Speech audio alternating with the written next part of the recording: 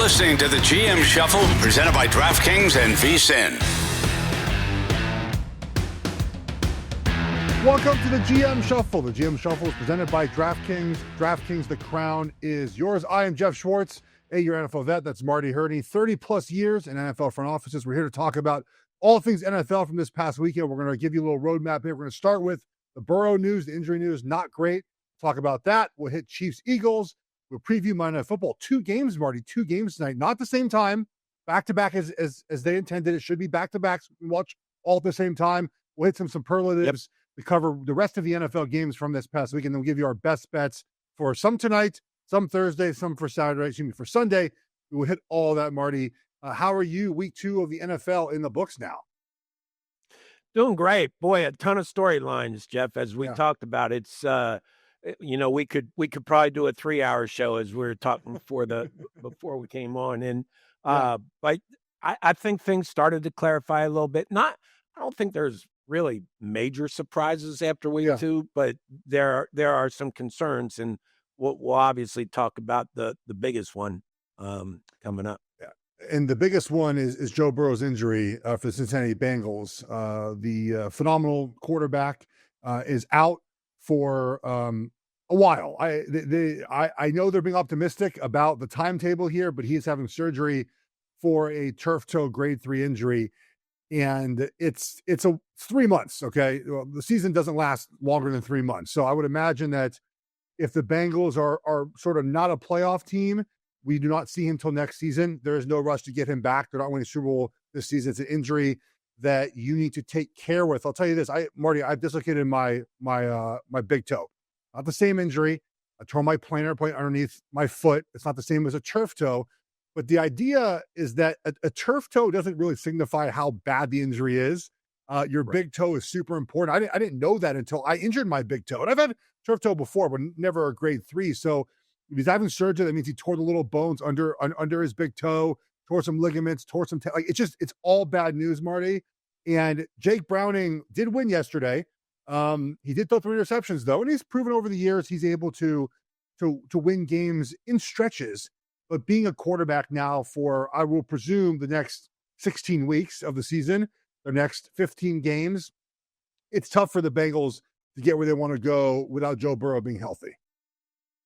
It is, Geoff, and there's so many topics we can talk about related to this. But number one, Joe Burrow, how concerned are you? 6th season, this is the 3rd year he didn't make it past November because of injuries. And, look, watching the first part of that game, he was under siege in the backfield, and that was going to be a concern anyway. But 6 years, three years that you're out in November at the latest. So I was injury prone. I am injury prone. I'm not injury prone in retirement, Marty. I hate that term for good reason. But it's real. And it's honestly luck. There's no other way to put it, right, Marty? Because my brother talks about this so my brother Mitch Schwartz played the NFL for 9 years. He played, I think it was 8,000 snaps in a row to start his career, just from first snap as a rookie all the way to the middle of year 9. He never missed a snap. Maybe it was year 8 when he missed his first snap. It doesn't matter. We're the same. Like, we're nearly the same height. We're nearly the same weight. We have the same parents, the same upbringing. I had 3 ankle surgeries. I had a back surgery. I tore my abdominal wall. Like, I had all these injuries, Marty. And Mitch had none. And he says all the time, it's just luck. That's all it is. It is. And look, there are 2 sort of injuries, right? There are injuries, though, that are not luck, that are, I didn't train hard enough, I pulled a muscle. That's not what I had. Not what Joe Burrow has. He has just injuries that occur in the game. And it's easy to blame the offensive line. They certainly are not good. But I'm not sure that that's the entire reason he gets hurt. He does get hurt because, again, unfortunately, he's just injury prone. The offensive line is a problem. Look, when Joe Burrow said, I think it was after year 1, Marty, that I don't care about taking sacks, like red flag, man, immediate red, because sacks are hits, right? You want to avoid getting hit at that position as much as possible. And the Bengals just have not done enough to put the pieces around him that are necessary to win at the offensive line position. Right now, it's Orlando Brown, who's getting older, right? And I think that 15-ish. Best left tackle right now is not tier 1 or tier 2. They have a guard, a rookie left guard, an average at best center. Their right guard, they just signed 2 weeks ago. If he's not good, he would have been signed in free agency. And the right tackle is a second year. I believe Mims is now in his second season. It's just not a good offensive line. And they haven't put the resources in to either, really, to my opinion, drafting, developing guys, right, is what you need to do. And they had some misses. Jackson Carman was a miss. They brought some free agents in that were a miss. And it's only now to Burrow being hurt again. Again, it's not all their fault, right? He could have gotten hurt the next play or whatever else. But the combination of these is leading to the Bengals squandering the immense talent that is Joe Burrow. So everybody's asking, Geoff, they're 2-0. Do you go out and get a quarterback? And of course, the name everybody's throwing out is Kirk Cousins, but that is such a complicated deal. I said this morning, I don't see it happening. I should have kind of put with the caveat that it's not going to happen unless Cousins just redoes his entire contract. He's got a no trade clause, so he's got to consent. He's got a base salary of $27.5 million this year, completely guaranteed. So if you trade for him, you're taking on about $24.2 million. And he's got a $10 million 90-man roster next March of 26 that came guaranteed last spring when he made the roster. So I just, we talked when it came to Trey Hendrickson negotiations, we talked about Cincinnati's easy to kind of know how they approach things. I just don't see them going after Kirk Cousins with those financial terms unless they reach an agreement. But you're not going to give much. You're not going to give much in compensation to Atlanta. Atlanta's now 1-1 and feeling good about themselves. Do they even want to trade Kirk Cousins because it's so early? And if something happened to Michael Penix, he's a great option to have. Well, Marty, Jake Browning, though, plays well in these stints. Like he of course he threw the interceptions yesterday, but he let him down the end there, and they won the game quickly on this game. So the Jacksonville is up 3 with about 4 minutes left ish. It's a 4th and 3 at I think the 5 or 6. Again, they're up 3. They could kick a field goal and go up 6, or go for the first down, essentially win the game there. They went to win the game. I love the call. I know it's new school. It certainly is, Marty. But going up 6, the analytics have shown does nothing for you because the team is trying to score a touchdown anyways. Even if you're up 3, like you miss, the Bengals are going down to try to score a touchdown to win the game anyways. Now, they might settle for a field goal at some point, but the mindset offensively is the same. Brian Thomas drops a pass. It didn't work out. I love the call, Marty. I'm more of the new school, probably thinking. You might be more the whole school thinking. Did you like that call by Jacksonville? I am. I understood it. That one I understood compared to a couple ones this weekend that I didn't understand. But I'd kick the field goal, make them score a touchdown. If they score a touchdown, hopefully you have enough time to come down and get a field goal to win the game. But that's I always had arguments with our analytic guys because you never really see when it doesn't work, right? You always say, oh, that was a great decision. And, it's possessions, and possessing the ball wins games is the new philosophy. And we saw it in a lot of other areas. I mean, I think there were 3 times this weekend, Geoff, teams went for it on 4th down in their own territory. Yeah, it's certainly permeated throughout the game now. I like aggressiveness. I've said this all along, Marty. If that is who you are, be who you are, right? So that means you game plan for 3rd down to know you're going for it on 4th down. And if you're not, then don't do that, right? Like, don't be wishy-washy. Don't choose randomly to go for it on 4th. If it's who you are, it's who you are. And the one team I think that epitomizes that, there's 2. It's the Lions and the Eagles, right? The Eagles know who they are. They're going to run the plays they are. And the tush push accounted for, I think, like 11% of the Eagles snaps yesterday against Kansas City. That play, by the way, and I don't agree it should be outlawed, but it's 100% being banned next season. Absolutely.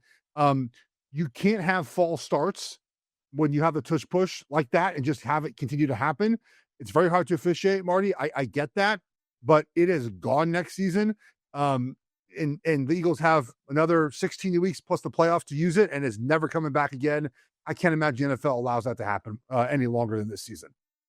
Yeah, I can't see it either. But Geoff, how much is it tush push or Hurts just being a very good fourth down Yeah. quarterback? As far as Tom Brady used to Yeah. do that, nobody stopped Tom Brady on 4th and 1. Nobody. Yeah. So I think it's a couple things. One, obviously, look, I'm being hyperbolic because we saw the false starts happen in this game. And again, I want to say that when you're an official looking down the line of scrimmage, it's full speed. It probably looks like it's on time. When you have the benefit of slow motion, it's a false start. I mean, I want to be clear about that, right? So, and again, no one's looking out for the Eagles. Like no one's like, oh, hey, officials, let the Eagles cheat. No one's saying that, right? They're just missing the call. No. Okay. It's very hard to officiate. We heard Dee Blandino in the booth talk about it. It's a play that I'm tired of talking about. I know they're tired of talking about. They're probably tired of officiating it. Now, does that make it fair to ban it? Probably not, right? Because the Eagles are good at it. And one thing, Marty, that I think is so important here is you mentioned it. I've said this for years. I'm on record. You can go find it out. Jalen Hurts gets all the credit, in my opinion, for his technique on this play. So what he does is he waits a split second to go forward, allowing the offensive line to create a little bit of push. A lot of quarterback sneaks fail because the quarterback runs into the back of the offensive lineman going too fast. And he waits that split second. He always goes left, obviously, and then sort of rides the back or in the butt of the offensive linemen who have surged forward enough to give him a little bit of, now, of course, he uses his leg power, people behind him, but it's that split second that he takes to just wait a second to go forward. I'm not sure he gets enough credit for his technique on that play. I agree, Geoff. And again, I said, listen, if it's that easy to do, why doesn't everybody do it? I agree. I agree with you. I don't see it being fair to being banned next year, but I see it being banned just because of injury concerns. If anybody ever got seriously hurt on this, there would be a huge uproar. There would be. And I don't, that's going to be the guise of why they ban it. It's very clearly not. It's because the Eagles are too good at it. And I do think that it's so hard to officiate. They're just going to say, we're done with it. If the Eagles win back-to-back championships or get close again, they'll be like, you won your championships. Okay, like now the play's being banned. We're going to come back and talk Chiefs in a second, Marty. I want to make a point about Kansas City to maybe take a deep breath on their 0-2 start. Now we'll hit some Monday Night Football next on the GM Shuffle presented by DraftKings Network.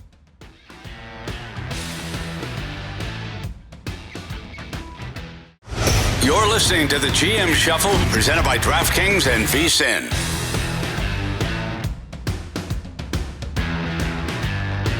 All right, we're back on the GM Shuffle. Geoff Schwartz, Marty, Hurney. The other side of the Eagles win is the Kansas City Chiefs, who are scuffing right now. They're 0-2. Their offense has not looked as it should. And look, Marty, I'm a Chiefs fan. I've watched every snap of there since my brother got there in 2016 for all these years. And there are legitimate concerns about this team that I think are worth exploring. And a lot of it stems down to the injuries are an issue, right? When you lose wide receiver 1 and wide receiver 2, wide receiver 3 yesterday got kind of beat up. Wide receiver 4 is a rookie who hasn't played yet. So concerning, right? Travis Kelce's not the same player. So, you can't build the offense around him. And the running backs just aren't good. Okay. They're fine if everything else is okay. But if it's like we have no wide receivers, we need to run the football, the running backs are not the guys to do that. I think the two of us can break more tackles at the moment than those two guys can. It's a problem. Maybe Smith plays at some point, they're rookie, but I don't know. So when you have all these pieces like they are, I think sometimes the offense too looked a little stale in this game. Like there was one drive where it looked great. Actually, it was a drive that Kelce dropped the pass. When the offense looked like they kind of like got in high gear, they ran some new things. And I think so as currently constructed, not good, right? They have a bottom 5 skill group. It might be 32 in the NFL right now with the guys healthy. They're not running the football with any regularity, right? It's like run the ball, pass, punt, not great. And then Mahomes was sped up a lot yesterday. They were fooled in protection a lot of times. Like they just didn't think the Eagles were going to blitz. So all of it is not good, Marty. But I just want to see them with healthy wide receivers. Like, what's it look like when Rice and Worthy are playing? Does it take the pressure off the running game? Is it pressure off Mahomes? If you take A.J. Brown, Devontae Smith off the Eagles, it's not going to be as good. So they're not playing good now. There's certainly cause for concern. But give me week 8 when the guys are back and healthy. Yeah, see, I to answer your question, yes, I do think the passing game basically made the running game go for the Chiefs in the past. Yes. And I mean, Pacheco was a decent back when they had weapons at receiver, and Travis Kelce was Travis Kelce, and the Chiefs were moving the ball, and that opened up the run. I think right now they have to get a handle of who are the Chiefs right now, Geoff. You just mentioned it. They don't have a lot of weapons at wide receiver right now because of Rashid Rice suspension and Xavier Worthy injury. So where do they go? I think that Travis Kelce drop on the goal line is that kind of symbolic of, listen, there is a change. The Chiefs are still a good team. I still think their defense is good enough to win, and you can win with Patrick Mahomes. He just needs help. And I think that the landscape changed a little bit on him with the Rice suspension and the Worthy injury. Now, who are you? You know, you said if you go for it, if you're aggressive and that's your style, you're fine with going for it on 4th and 1. I know he's getting a lot of credit. And listen, I am the last person to say anything negative about Andy Reid because I think he's one of the best coaches in NFL history, even better guy. But where you are right now, the first 2 weeks offensively, going for it on 4th and 1 from your own 36 early in the third quarter, you know, didn't help. Philadelphia kicks a field goal. They end up winning the game by 3. I just think right now they're searching for their identity. But, Geoff, that's what Bill Belichick, Tom Brady, and the Patriots did almost every year. They didn't come flying out of the gates. Yeah. So being 0-2, am I going crazy if I'm a Chiefs fan? No, I'm not worried. Yeah. But you do have to kind of find out the answers offensively. Yeah, you know, they built the ship obviously around those wide receivers being healthy this season, and they're not there. So now you got to change the path of the ship, and they're not built, in my opinion, to run the football in a way that offsets the wide receivers not being there. And that's the frustrating part. Look, again, Andy Reid will figure it out. I think I just want to see a little more creativity. Like, how many times can you run mesh? Like, everyone knows you're running mesh now. Again, you have Thorne new in offense. Juju Smith, Hollywood Brown, you don't Noah Gray, you just don't have dudes anymore like you used to have. So I think they'll be okay. I'm curious in New York this weekend with that Giants defense. What do we see? What creativity? I know Andy Reid took the blame for the loss. Lastly, on this, Marty, I'm not upset they won 4 on 4th down. Their play call was just terrible. They had Kareem Hunt offset. They're trying to get him to go from the left all the way outside to the right. They pulled the center. Like, it's just a bad idea of a play. Like, just have Mahomes line up on 5 wide, and if he has to run the football or find a guy open, a quick pass, like there were other options, and they just didn't do it. So a little bit of upset with that. But look, they're 0-2. To your point, the Patriots have started bad and won a Super Bowl. If you like what you're hearing here on the GM Shuffle, there's even more at VSiN Pro. Betting splits, power rankings, and sharp analysis, all for just $9.99 your first month. Go to vsin.com/subscribe and check out all the subscription options here. All right, Marty, Monday Night Football, 2 games tonight. The first one is Tampa Bay at Houston. Houston right now sitting 2.5-point favorite. Total is somewhere, 42, 43, somewhere around there. So Bucks obviously 1-0, Houston 0-1. What do you like in this game, if anything? Well, it doesn't surprise me the over-under is that low, 42, 43, because it doesn't feel like there's going to be a lot of points scored in this game. I like Tampa just because I still think that they're one of the more underrated teams. I'm a big Todd Bowles fan. And you know, I like him, known him for a long time, but he is a heck of a coach. I think he's underrated. I just think Tampa, I don't know whether Houston can move the ball. You know, CJ Stroud came out last week and had his struggles. I just don't know whether Houston can move the ball in Tampa. I like Baker Mayfield. I like what the Bucs are doing offensively. I think that they're a team that is sometimes overlooked because they're in the NFC South. It's not the best division. I just like Tampa Bay to go down and win this game. Yeah. I'm curious in this game, Marty, more than anything about the offense of the Texans. Like last year, it didn't go well, right? And then you fire your OC, you hire someone new. Then week 1, it didn't go well. And I'll talk about some blue in the face. It takes time. on offense, right? New offense. We talk about many, and we're talking about some of the teams later that kind of struggling right now. The Bears are one of them. Right? It just takes time. Now Williams might not be great. We'll find out. But to me, it's about Stroud still not really being command of protections, Marty.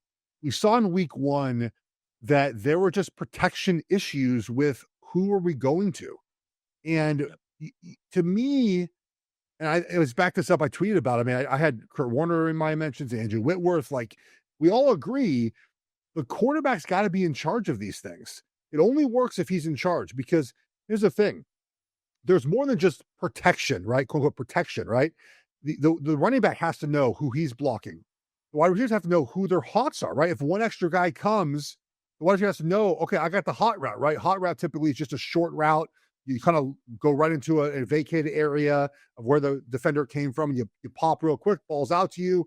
Tom Brady was great at this. Mahomes, like just Peyton Manning, these guys just quickly into a zone that's vacated. Boom. Big gain, right, Marty? So all this has to be controlled by the quarterback. And that's my thing, is like right now we're just not seeing that from Stroud. And I'm worried about his development, because he cannot take the next step until that part is figured out in the offense. And when you don't have Joe Mixon, obviously you don't have Tank Dell. I mean, there again, quarterbacks are only as good as what's around them, right, Geoff? I mean, the great ones are difference makers, but they still need the weapons around them. They still need the line in front of them to protect them. And I think in this case, I think it does take time. I think Houston's offense is going to take some time to get going, and that's why I like Tampa Bay tonight. Yeah, we know what Tampa is, which I think is important here, right? Like we know what they're going to be, which is, again, we're still kind of questioning what we're going to see. We did see a lot of overs this week, Marty, after a lot of unders in week 1. I know that total was low at 42.5, but until I see Houston's offense sort of pick it up, I think I'm going to lay off taking the over here for this game. Me too. Okay. Yeah, if anything, you take the under, and I just stay away from it. Yeah, I'm with you there. All right, the last game of the weekend. The winner of this game between the Chargers and Raiders, Marty, will have a 2-game lead on the Kansas City Chiefs in the AFC West. How about that after 2 weeks? Yes. Chargers have been sitting all week at 3.5-point favorite. Total a little higher than the other game, 46.5 here. I know you were on the Chargers tonight, Marty. What do you like about the Chargers? I just, there again, I think that I'm not sure how high scoring this game's going to be, but I don't think Jim Harbaugh is going to let Ashton Jenny beat him running the ball. Yeah. I think the Raiders are going to struggle on offense, moving the ball. And I think the Chargers showed, boy, that game against the Chiefs, Geoff, and we talk about Greg Roman a lot. When they're that balanced on offense with Justin Herbert throwing the ball and you have those 2 running backs, they're going to be really hard to stop offensively this year. And I'm just high on the Chargers right now. The number makes you a little nervous. I think it's still at 3.5. But I think they're the best team and better team, and I think they win the game and probably cover. Yeah, look, I think divisional home dogs are always a favorite wager of mine. I would lean toward the Raiders here plus the 3.5, but the Chargers have had more time to prepare. Their game plan the other day was fantastic. I am a tad worried about Max Crosby over any of the Chargers offensive linemen not named Joe Alt. That does concern me as a possible just sort of pressure point for the Raiders. But the Raiders just quite simply are not as good as the Chargers. That doesn't mean they can't cover the game. They're just not as good. Gino's not as good as Herbert.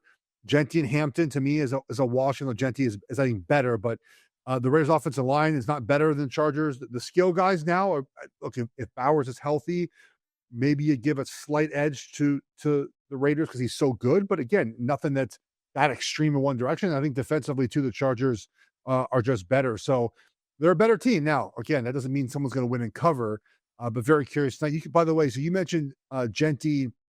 Right now on DraftKings, his total is 67.5. Remember, week 1, I believe he only had 38 yards rushing. So didn't have a great week 1, and now he plays a Chargers team that's enticing. The under 67.5. I also think Najee Harris under 18.5.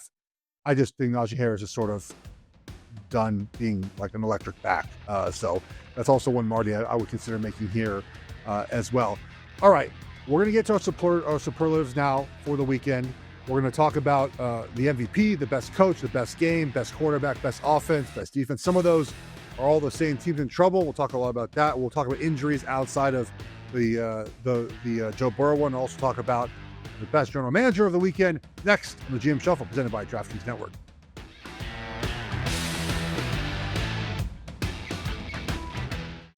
You're listening to the GM Shuffle, presented by DraftKings and VSiN.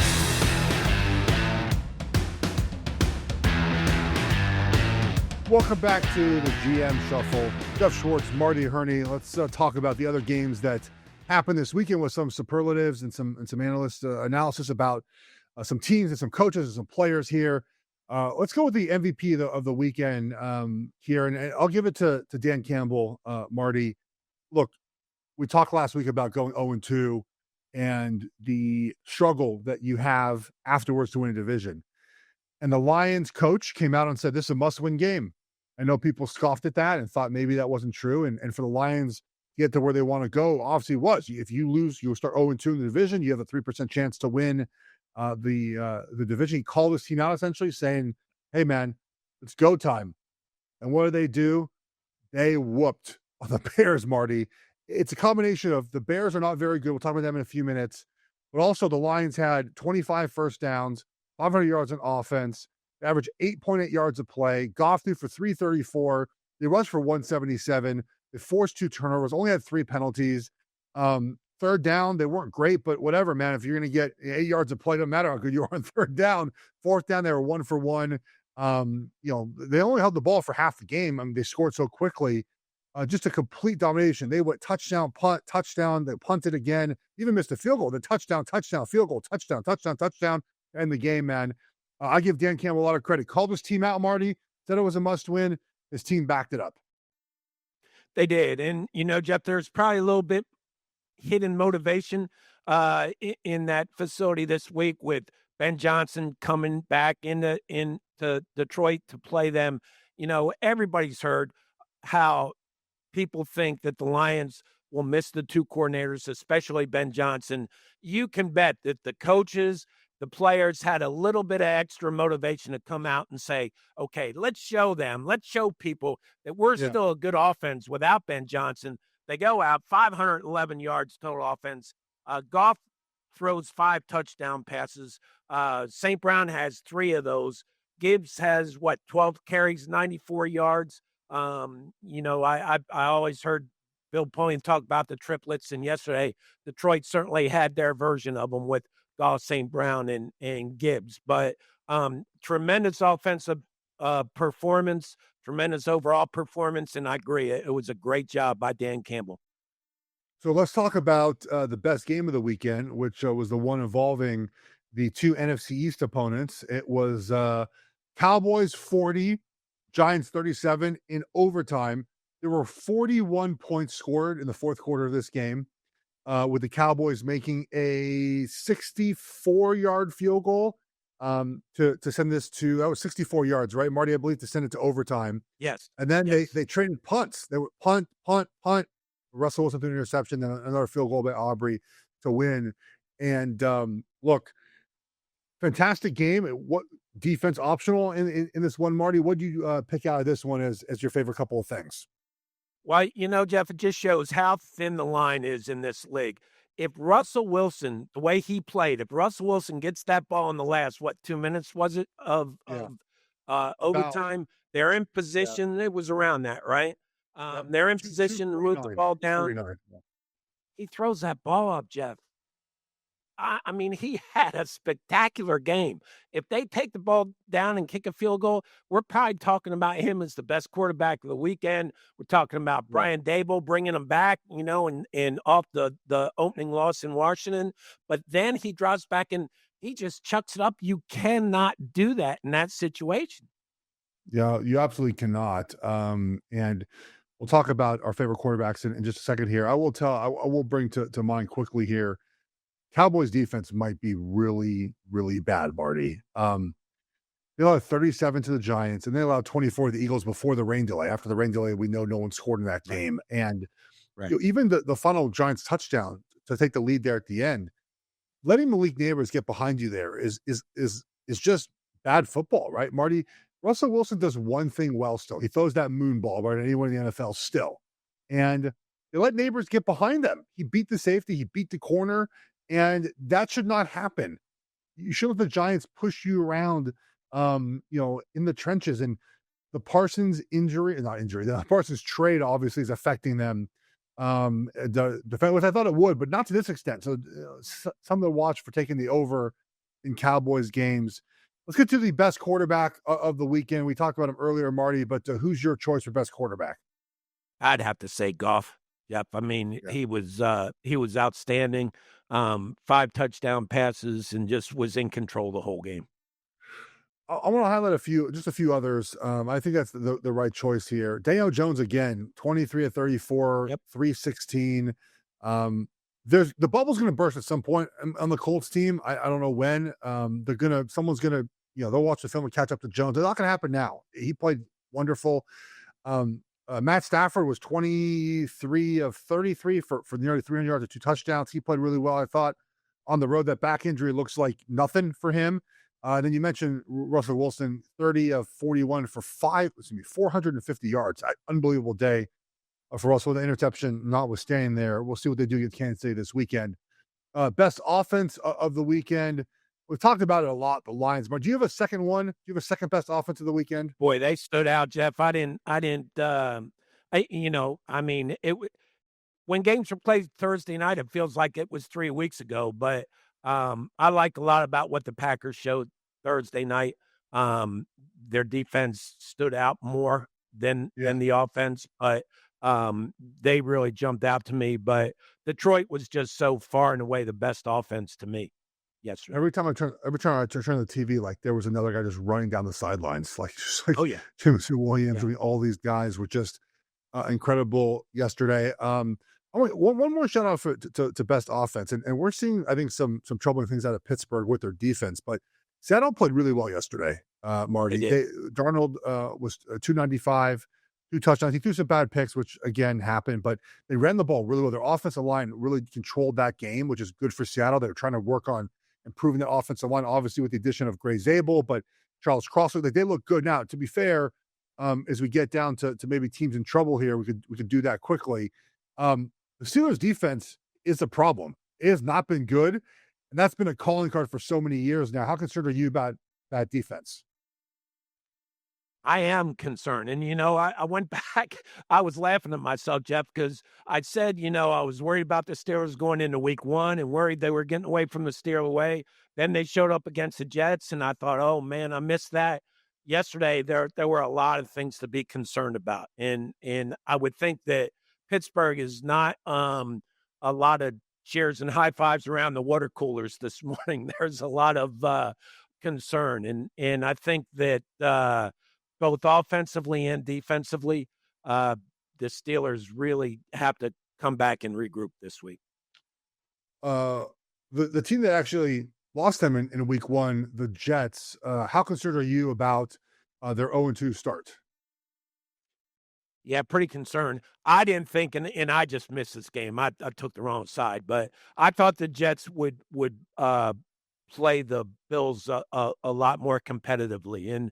And listen, Buffalo is out, and they're proving that they're one of the teams to beat here in both the AFC and the NFC. But I just thought that with Fields going out now and the Jets just you question about their ability to score enough points week to week to be competitive in this league.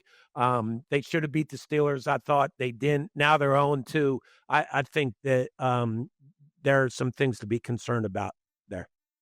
So this is I don't want to. It's his second game as a head coach, but are we sure Aaron Glenn is a good defensive coach? Like, I know they had injuries last year with the Lions, but he's now played. The Jets personnel is good. Like, we agree, the Jets defensive personnel is good. And they've allowed 64 points so far this season in 2 games. So Marty, I've always been of the opinion, and correct me if I'm wrong here, if you're a head coach that has a specialty, you're a defensive coach, offensive coach, or maybe Harbaugh's like a catch-all coach, right? Yeah. You better be good at that one thing that you are known for. You're an offensive guy, you better be good on offense. If you're a defensive guy, you better be good on defense. I play with both those coaches. John Foxy was good on defense, right? Every year I was there. Yes. I played with Andy Reid and Coughlin, offensive guys. Like, we were good on offense like that. You better be good at those things. And through 2 games, it's 64 points allowed now, Marty, and the Bills pulled off there at the end, obviously. That, to me, is very concerning about the Jets. It is. And the other thing you look for defensive coaches, Geoff, is I always thought I'd like defensive coaches as head coaches because I thought they were better team managers, so to speak. On defense, you have more things to worry about. John Fox always said defensive guys are counter punchers. Offensive guys just go out there and throw plays all over the place. But I'd like defensive coaches as head coach. But, boy, Aaron Glenn's got a challenge right now. I mean, he's got to show that he can come in and stop the bleeding and right the ship. That's going to be a very tough thing to do, I think. One team I have been off all year is the Miami Dolphins, and they're now 2-0. They lost 33-27. That, by the way, for sort of best game of the week, that was up there, Marty. You nailed not it. maybe because it was the best played, but like the game was out of control. Right. We had back-to-back special teams touchdowns. The Dolphins had a punt return. The Patriots had a kickoff return. There were 22 penalties combined this game. A lot of them were procedural stuff, right? False starts, illegal formations, like stuff that you just cannot have. The teams were not necessarily great on third down and fourth down. Wasn't a ton of offense, but a ton of points. Look, Tua was interesting, 26-32, Marty, for 315. But when his first read is there, he's good. When his second read it's just, there's no second read. It's like one shot, that's it. The Patriots, we're talking about, often struggling to create offense with their wide receivers. Better yesterday. They ran the ball pretty well. This game was pretty well. But the Dolphins, Marty, are in trouble. Yeah, they are. I don't know whether secondary is fixable or not, Geoff. And, it's funny. Patriots come out and miss the first 2 extra points. Usually, I've always said, when you miss an extra point, I would be scared to death the whole game because it seems like those teams always end up losing the game. They missed the first 2, and they ended up winning the game. And I just think that the Dolphins, every week, the noise is just going to get louder and louder about them and changes, and I think they're going to really struggle.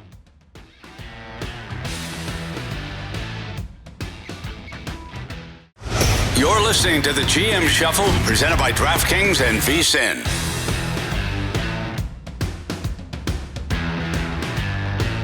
Welcome back to the GM Shuffle. Geoff Schwartz, Marty, Hurney. As a reminder, you can go rate, review, subscribe. That'd be fantastic. Share this with your friends. YouTube, share the clips out. Do whatever you can. As well, we will have a show on Thursday that previews Thursday Night Football and the rest of the NFL weekend. But getting back, Marty, to our superlatives and sort of the teams that are in trouble. The Bears are in a bad place, Marty. 52-21. And again, with the caveat that it takes time with a new offense. I get it. I'm going to be blue in the face.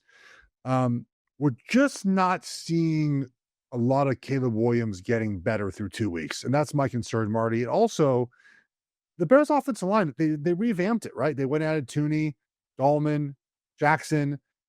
Hasn't been that great yet. Hasn't.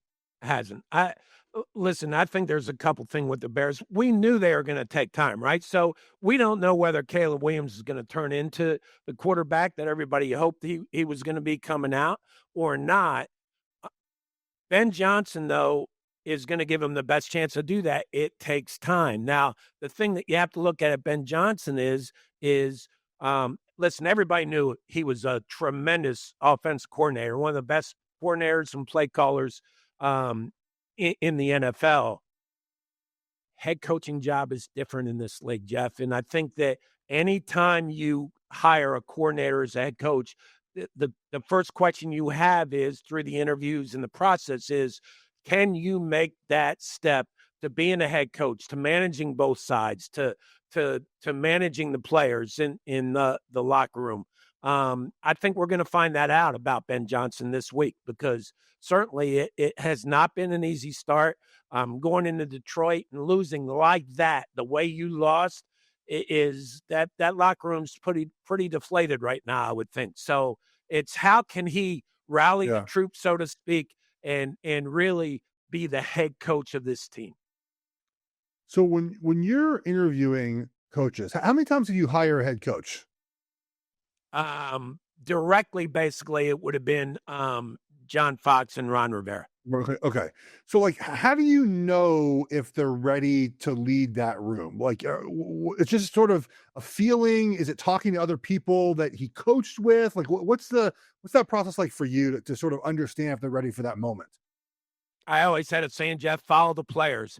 And I would read clips, if they were coordinators, whether it's Ron at the Chargers. I had the advantage of being with John Fox in San Diego for 2 years. So I knew him and followed him. But I always say you follow the players. And if they say great things about you, if you're an offense coordinator, and I'll never forget, I mean, Amon St. Brown just gushed about Ben Johnson his last couple of years there in Detroit. So that is something that would really have a lot of meaning to me. But I think players know players, players know coaches. So I always tried to follow the players.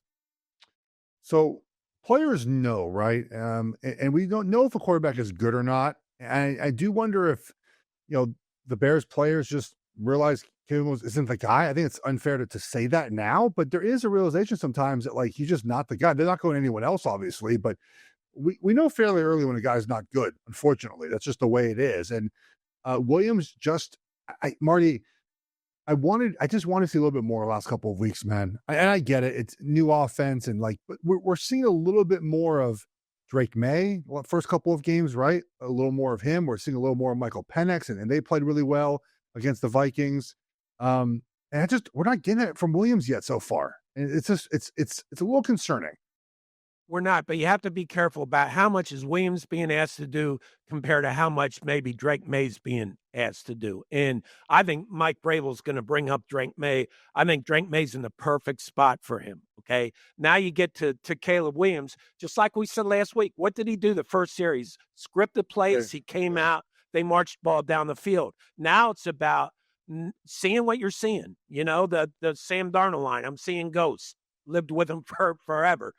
You have to be able to get to the line of scrimmage, get you in and out of the right plays, see what develops on defense. He is not there right now. Now, I'm sure Ben Johnson's going to adjust everything he can to help him, but it's going to take time, as you say, Geoff. Ben Johnson came in with Jared Goff. He had a veteran guy, smart. He could do all these things. Caleb Williams is just learning. So I think it's way too early to push the panic button.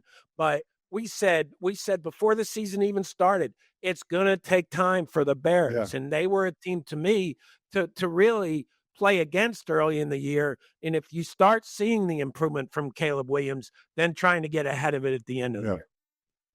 I'm with you there. All right. Best general manager move of the week, Marty. What do you got for us? Well, every time I look at the Falcons, I love the way, growing up under Bobby Beathard, really, it's draft and develop. Brandon Beane, I've heard him say that many times up in Buffalo. And, you have to give the Falcons front office just all the credit in the world for the way they've drafted. I mean, on defense, just this past draft, the pass rush with Jalen Walker and James Pierce, got Xavier Watts and Billy Bowman in the backfield.